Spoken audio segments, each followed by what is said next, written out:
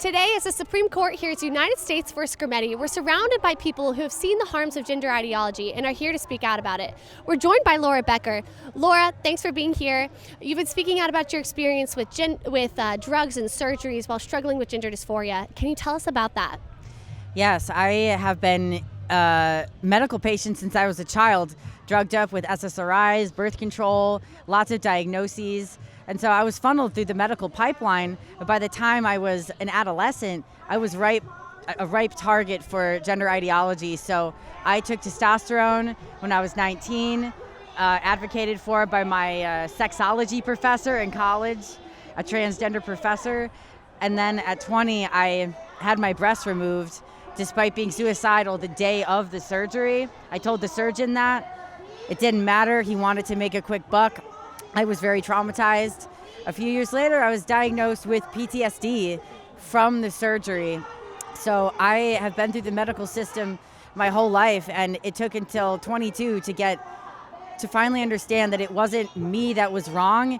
It was the environment I was in with abusive people. Now, Laura, how do these procedures affect your physical and mental health?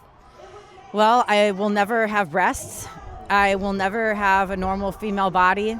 I'll never breastfeed. I will never have that sensuality of my natural female body, which I've now come to love and embrace. So that's a devastating grief that I live with every time I look in the mirror. I've also had permanent effects from testosterone. My voice is permanently lowered. I grow facial hair, and I have PTSD from the transition, from the identity crisis, and being disassociated from my body for like 4 years. Now, thinking about this time in your life, were there other things going on that doctors didn't notice but should have? That's the whole, tragedy of my story, is that there were so many things going wrong and no one protected me. No one saw the truth. I was abused by my father, psychologically, verbally, emotionally, for years and years. I was neglected. I was extremely depressed. I was cutting myself, self-medicating with drugs, including hard drugs like crack.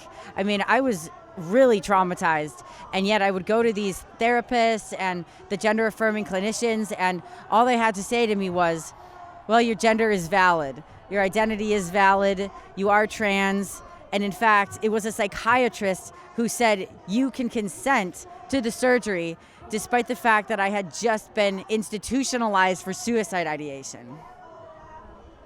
As you know, the Tennessee law issued before the court today protects children from these drugs and procedures. What do you wish other young people knew about the risks of these procedures?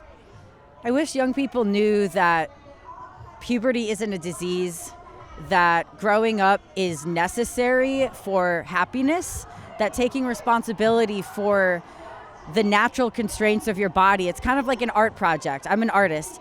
Think of your body like a piece of art.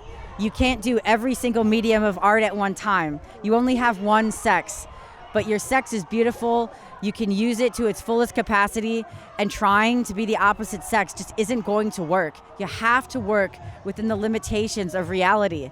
And accepting reality has been the best thing I've ever done.